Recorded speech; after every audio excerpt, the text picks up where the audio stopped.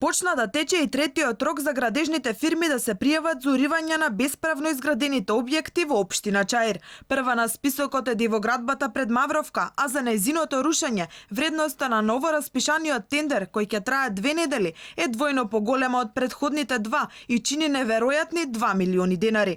Дали вистината за идентитетот на инвеститорот кај Мавровка беше убиена уште на почетокот?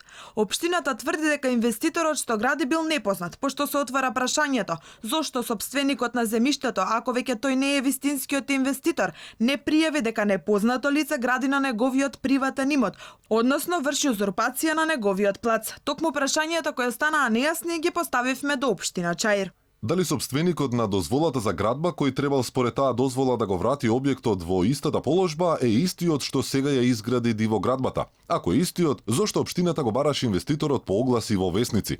Вашите служби за односи со јавноста тврдат дека инвеститорот не сакал да превземе правна одговорност за прекршокот што го направил, МВР го има идентитетот и цела доказна документација, сега е предадена во обвинителството. Оттаму нема отворено истрага. Зошто не инсистирате на одговорност? Општина Чаир или обвинителството, кој го штити криминалното дејание на инвеститорот? На сите прашања за нејаснотиите околу идентитетот на инвеститорот кој Алфа ги постави на општина Чаир следуваше доста краток и едноставен одговор. Утврдувањето на идентитетот на инвеститорот, од друга страна, е надлежност на Министерството за внатрешни работи. Останува нејасно како е можно за ваков милионски бизнис да нема ниту една писмена трага, например нотарски заверен договор за градба со кој сопственикот на земјиштето и мистериозниот инвеститор ги регулираат меѓусебните права и обврски.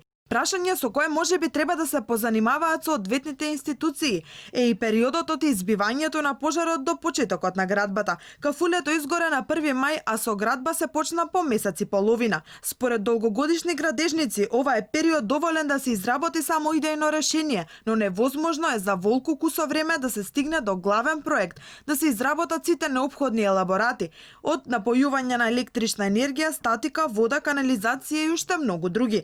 Искуството во скопските општини покажува дека за ова се потребни неколку месеци. Градскиот татко пак денеска ја повика општина Чаир да го реши проблемот со дивоградбата, а ако не го стори тоа да се вклучи и државниот инспекторат. Шилегов не заборави да нагласи дека град Скопје не е надлежен, па за воиднина да не дојде до вакви случаи градежните инспектори треба да се префрлат во градот, вели скопскиот градоначалник.